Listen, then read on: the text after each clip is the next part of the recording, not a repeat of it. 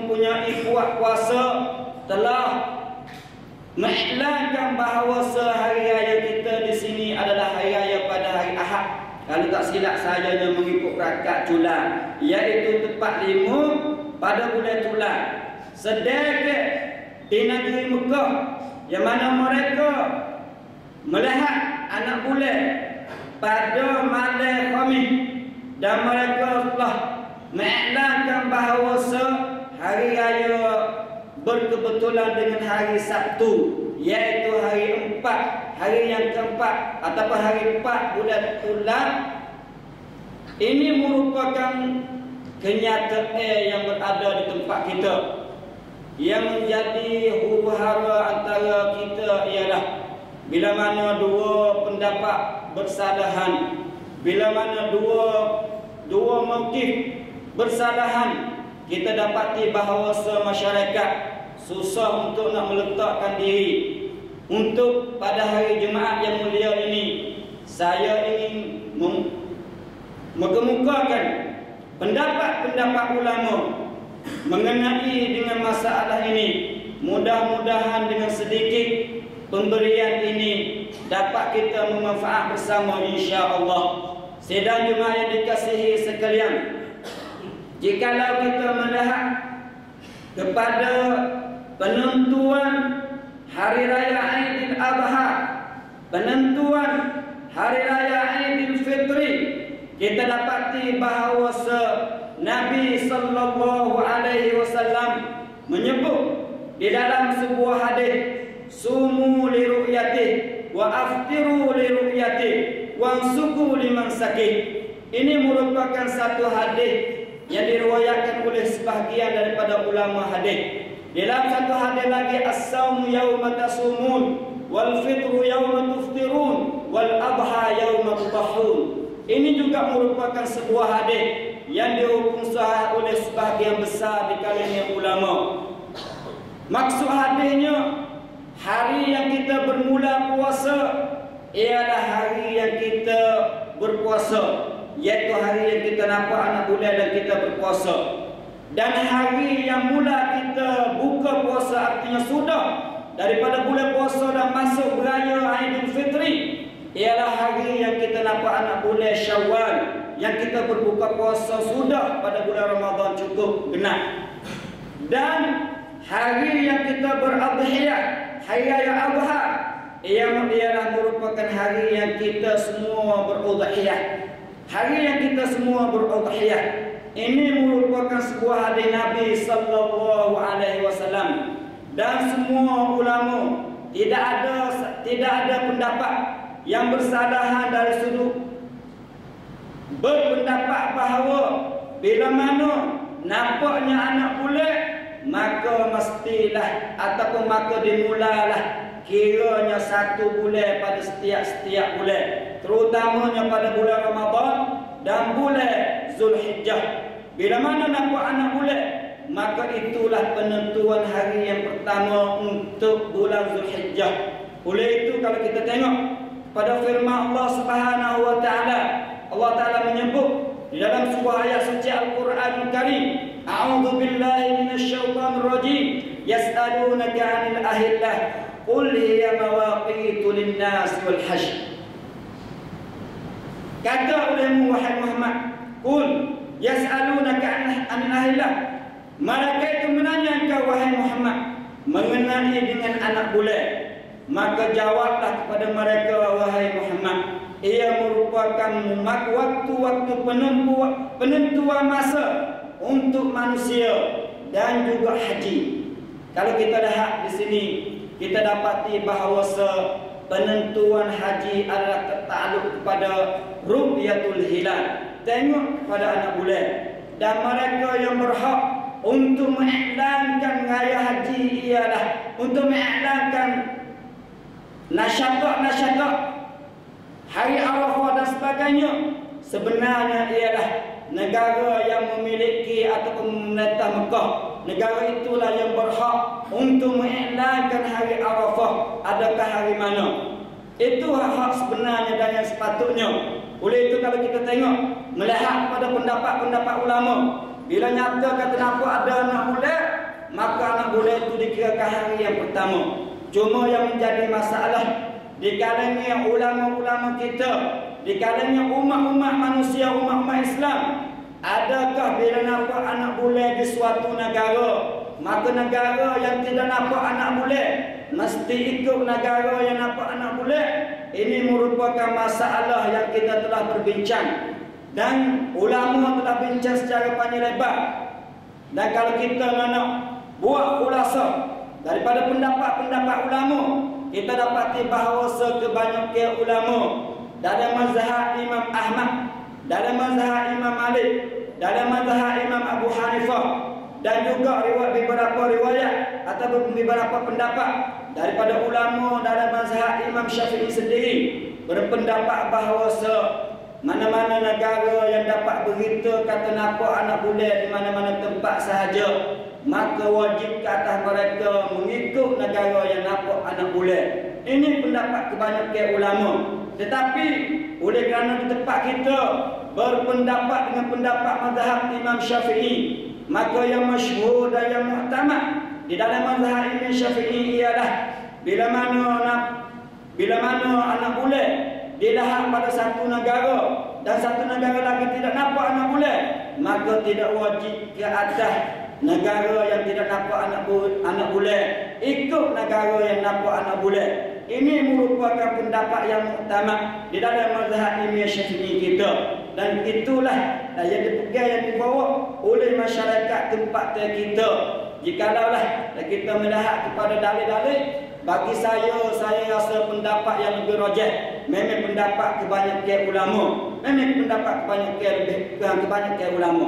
Tetapi walau bagaimanapun dua-dua pendapat, adanya ulama salaf dan adanya sahabat yang berbeza.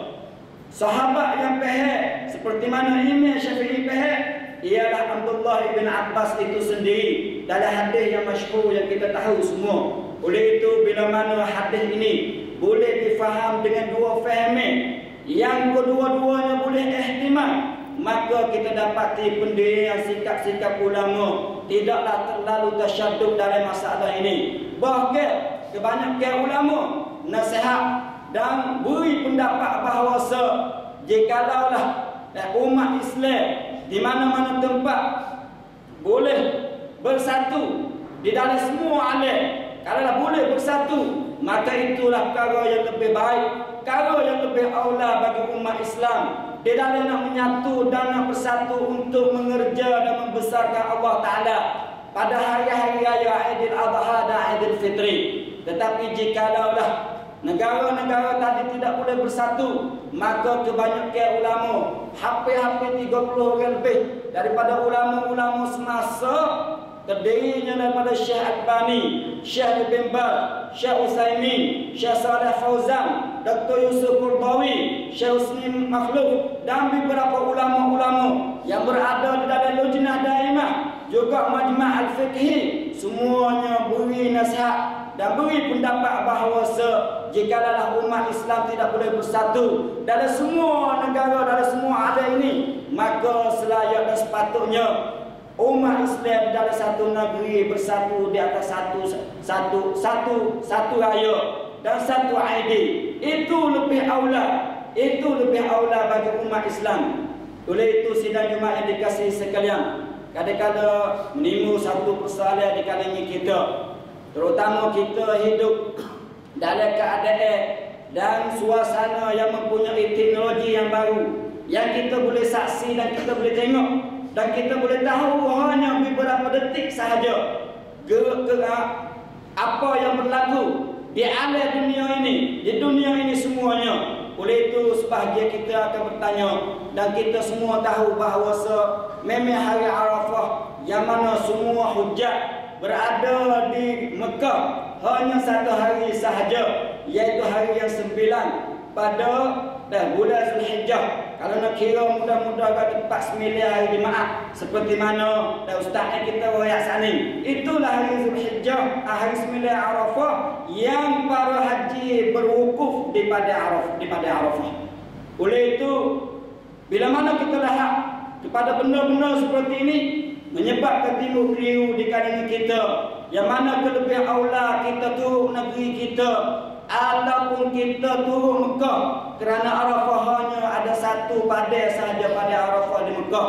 Di sini kita dapati juga ulama-ulama tadi menasihat, walaupun keadaan pendapat Arafah di Mekah tak sama dengan tempat kita, tetapi Arafah di Mekah juga berdasar kepada ru'yah yang mereka nampak di Mekah, kemungkinan di lain tak nampak, yang merupakan cara nak isbat boleh secara syar'i yang ditutup oleh agama kita. Bila mana dua-dua pendapat boleh ihtimal, maka pihak ulama juga menasihati bahawa jikalau dalam satu negara boleh satu kalimah, satu tidak berpecah belah, maka itulah yang lebih aula. Dan kalau kita tengok kepada Syekhul Islam Ibn Taymiyah sendiri, bila mana disoal ditanya mengenai dengan orang yang dibuat haji dan wukuf di Arafah, tetapi didapati hari yang dia wukuf tak betul dengan hari Arafah kerana silap tengok anak bule ataupun silap rakaat, silap iddah dan sebagainya, maka Syekh Ibn Taymiyah jawab dengan jawapan yang cukup padat dengan katanya, jikalau haji orang haji semua berada di Mekah dan berada di Arafah, mereka berwukuf di Arafah pada hari yang ke-8 ataupun hari yang ke-10 yang bukan hari Arafah yang sebenarnya, maka wukuf mereka adalah memadai untuk mereka, cukup sah haji mereka. Ini membuktikan bahawa kemungkinan adanya kesilapan di dalam menentu anak-anak bulan. Ini merupakan suatu perkara yang biasa yang berlaku sejak masa dahulu sampai sekarang. Oleh itu, sidang jemaah yang dikasihi sekalian, ulama-ulama kita sebenarnya memberi nasihat, beberapa nasihat supaya kita usaha bersatu di atas dasar yang sama, di atas isytiharkan syiar yang satu. Jikalau takdir Allah Ta'ala tidak boleh kita dari satu negeri kita nak bersatu, tapi tak boleh juga adanya tu raya hari Sabtu, adanya raya hari Ahad, maka bagi saya kata, kalaulah dan pihak yang mempunyai kuat kuasa, terutama di kawasan kita 4 wilayah, 3 wilayah ni, boleh menyatukan umat Islam untuk raya pada satu hari, sama ada hari Sabtu ataupun hari Ahad, maka itulah lebih aula. Jikalau tak boleh nak satu lagi, maka sekurang-kurangnya pihak majlis pada setiap wilayah mempunyai planning untuk menyatukan anak makmum yang berada di dalam wilayah masing-masing. Inilah dan nasihat ulama-ulama kita mengikut fatwa Lujnah Daimah dan fatwa beberapa ulama supaya usaha nak menyatukan umat Islam di atas dasar yang satu. Dan jika ada takdirnya Allah Ta'ala, dan Allah Ta'ala takdir bahawa kita tak ada nak satu juga dalam satu wilayah, maka sekurang-kurangnya dalam satu kampung ada hanya satu raya satu hari sahaja. Bukanlah esok hari dubek, dosa ni hari dubek. Ini merupakan satu benda yang tidak sesuai dan tidak digalak oleh umat Islam. Oleh itu Nabi SAW, bila mana Nabi sabda wal adha yauma tudahun, hari raya adha ialah hari yang kurban, kita dapati ulama juga bersalahan pendapat. Sebahagian ulama bahkan sebahagian besar Bui Syarah Hadini mengatakan bahawa umat manusia dan kuat kuasa yang berada di negara masing-masinglah yang merupakan yang dimaksudkan dengan tudahun di sini.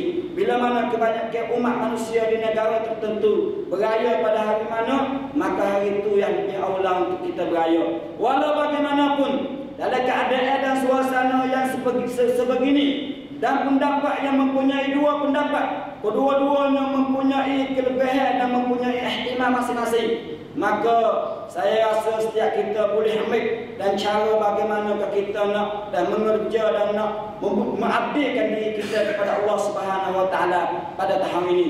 Wallahu a'lam. Walau bagaimanapun, dan saya secara pribadinya menyeru kepada umat Islam semuanya, sepatutnya kita ummatan wahidah, umat yang satu. Sepatutnya kita mempunyai syiar yang satu dari satu negara, seperti mana dibuktikan oleh kebanyakan ulama-ulama kita semasa. Mudah-mudahan kita diberi taufik